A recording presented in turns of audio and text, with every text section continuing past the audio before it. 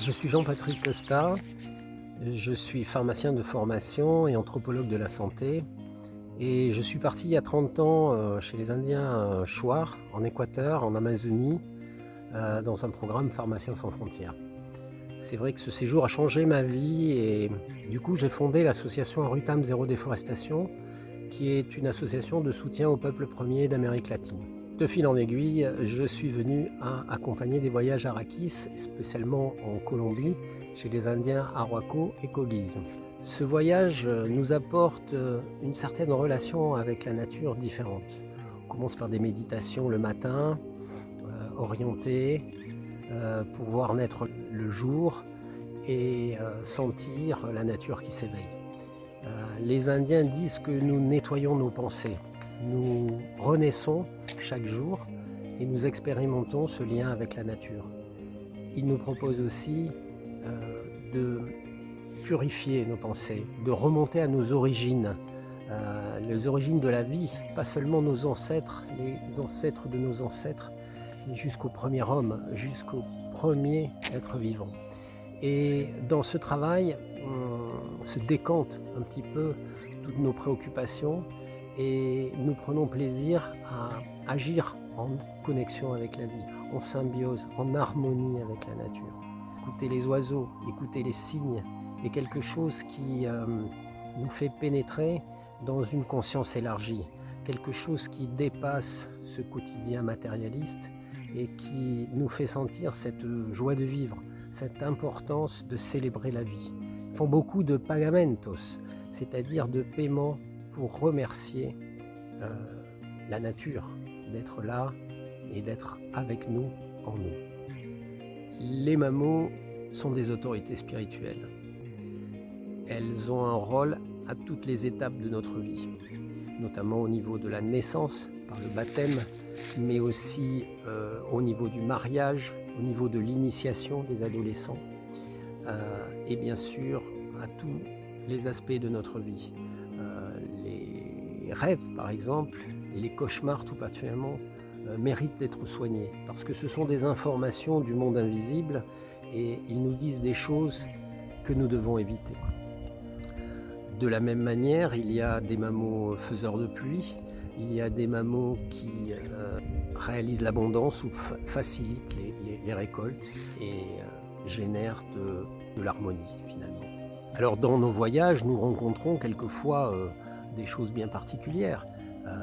Lorsque l'on rencontre un Mamo et qu'on lui confie ses mauvais rêves, ses cauchemars, celui-ci va les emprisonner dans du matériel spirituel et les donner à recycler à la nature. C'est la nature qui va nettoyer nos pensées, c'est la nature qui est un tout dans lequel nous nous mouvons et nous devons équilibrer les forces négatives et les forces positives. Petite anecdote aussi, nous allons rencontrer un Mamo faiseur de pluie qui regarde les nuages et qui a pour ça construit une poupée avec des plumes de perroquet qui dansent avec le vent. Il va en permanence travailler et nous recruter pour engager des énergies pour que les nuages restent s'il veut que la pluie se déclenche ou que les nuages s'en aillent si on a déjà eu trop de pluie.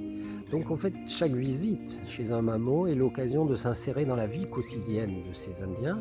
S'ils ont un problème de sécheresse, ils nous demanderont de les aider par nos méditations, nos concentrations à aider que la pluie arrive. Et s'ils ont un problème de trop de pluie, par exemple, de faire en sorte que les pluies deviennent plus clémentes.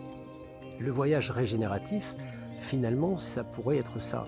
C'est rester en permanence dans les situations que nous vivons localement, traditionnellement, et de renforcer la tradition, de renforcer la protection de la nature, la protection des territoires autochtones, faire en sorte que les Indiens soient dans leur milieu comme avant, sans que nous soyons un facteur de déstabilisation.